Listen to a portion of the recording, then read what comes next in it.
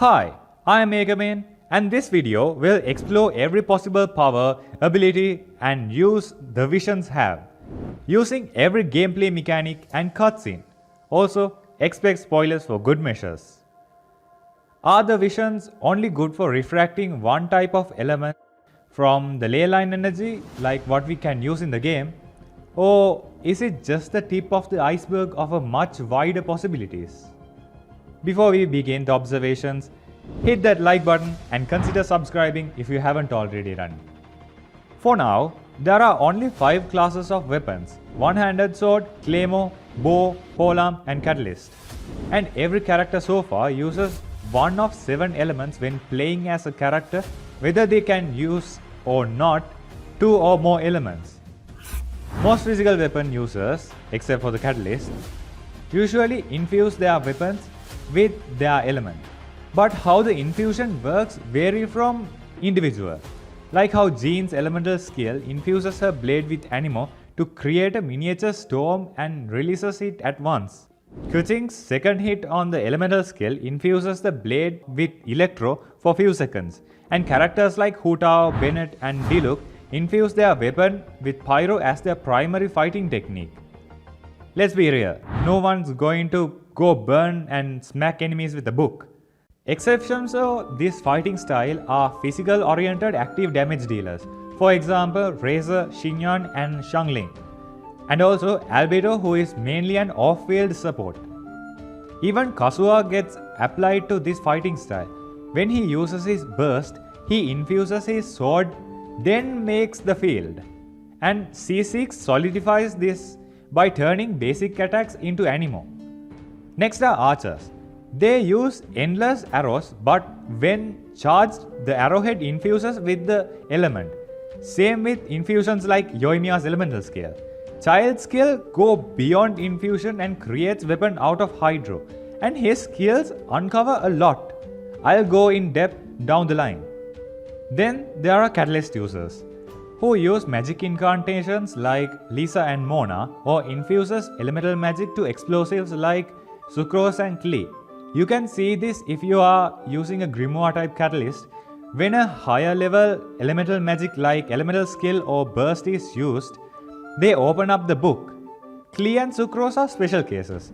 They use previously prepared items in combat. Klee's normal attacks and elemental skill consist of bombs she made from explosives and ignite them with her element.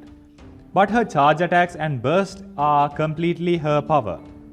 So that one time she blew up a mountain, it's not actually her vision's power, but the power of Alice's explosives. When the accumulated energy from the elemental infused attack hits an opponent, they condense elemental orbs which then travel to the vision. This explains why all the vision wielders have their visions outside of their outfit. When the vision gets filled up with that energy, user can release it as an elemental burst. The energy cost is something that depends on the mastery of the element or strategical use, like how Raiden has a higher energy cost, higher experience and higher damage multipliers, and at the same time Zhongli with a lesser cost but higher damage multipliers, cause he has the highest experience using the Geo element and he has combat experience far surpassing anybody. But those are gods who don't even use a vision. I hear you ask. Yes, you are correct. But for them, their body acts as a vision, not the Gnosis though, since they used their powers long before Archon War when the Gnosis was given out. If you look at their energy particle gain, they still travel into their body. But for normal humans, it is the same, but for them, the energy is held in the vision. For normal people, Diluc, whose playstyle revolves around using his elemental burst to infuse his weapon with Pyro, and Beidou, who got her vision and her burst when killing the Haishan, so more power was exerted then. Those are all general skills everyone knows, but the uses of an elemental power given by the vision doesn't stop there. If the user has enough mastery over that element, the user can turn themselves into that element, like how all the catalyst users turn into a ball of that element when they plunge attack. This applies especially to 3 characters now. More will be in the future. Going with the catalyst, we have Mona who can turn herself into Hydro and move around with that. Also, we have Ayaka who does the same with Cryo. And finally, Child. Not the playable one though, the boss, which in turn is the real character with every power included. Sometimes during first phase of his battle, he teleports across the field, but it's actually turning himself into hydro particles and moving across the field super fast. It's basically an alternate sprint used by Mona but supercharged. And at the end of the whole Golden House cutscene, he used the same method to flee the scene by turning into Hydro. The same can be said with Electro, but here it's becoming the lightning that moves in a straight line, like how Kuching's elemental skill works and how Traveler teleports to catch Thomas' vision that one time. Sticking to Child for now, in the same phase he can create a shield out of Hydro that reduces the damage he gets. Well, let's be real, it's not as strong as Zhongli's canonical shield, and if he had his shield up all the time and was the real deal that meant to block attacks from abyss monsters, more people would be complaining about the battle being too hard. Also, his ultimate on this phase is Celestial Voyage, which is the huge Narva he drops. This attack is similar to Deluxe Burst, where he infuses his sword with Pyro and releases a Phoenix-like Pyro attack. But Deluxe is much weaker, but the strength is not the point here. With enough mastery with the Vision can grant the user any type of power relating to that specific element.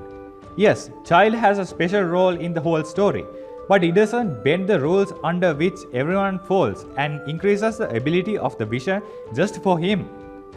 I didn't take his AoE Celestial Arrow kinda attack simply because he only uses it in the Foul Legacy mode, even though it's still using the Hydro power from the Vision.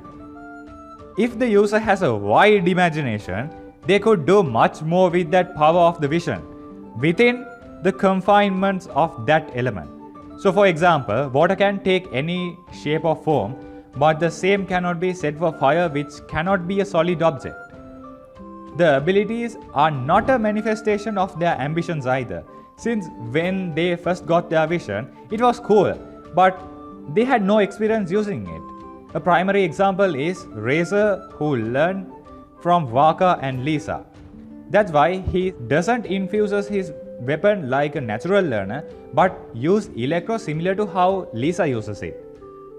Characters who use the power of their Vision outside of what we are used to are Kaya, who used his Cryo element to create blades out of pure ice, and Amber, who infused a rock with Pyro. Other than that, there are not many who we know that went out of the box when using their power. The power of a Vision doesn't stop there either. Every character, when they get a Vision, they inherit a resistance towards all the elements. This is said all around Inazuma, where electro-poisoning is happening. Especially in Totoro Tales quest, Xavier hires us because we have elemental powers and says only Vision wielders can handle the poisoning. And in Yanfei's quest, where everyone slept, the Smaragdus Jadeite was said to be poisonous for normal humans and emits geo-elemental radiation.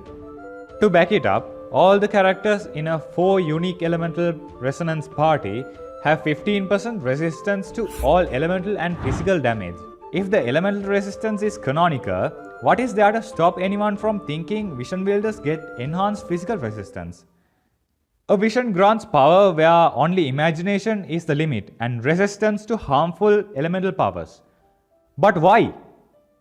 Why does Celestia want to give just one element to mortals? The reason is simple. They are training the future Archons for specific elements.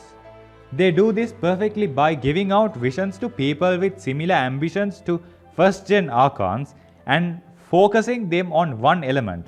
By this, they are training new recruits to resist the massive power amp given by the Gnosis and to use it to its maximum potential. The God Hunger Games back then was done specifically for this, to select the strongest of each element so they can use the maximum of that gnosis. And that's exactly why Barbados is weak. He can't use the full potential of the gnosis. He was weak to begin with. But why do all this? It's to sustain the balance of this delicate world, to sustain the heavenly principles. From that, I end my observations. If you enjoyed the video, hit that like button, comment down your theories regarding the visions, and don't forget to subscribe. Thank you for watching, and until next time, go wild with your imagination.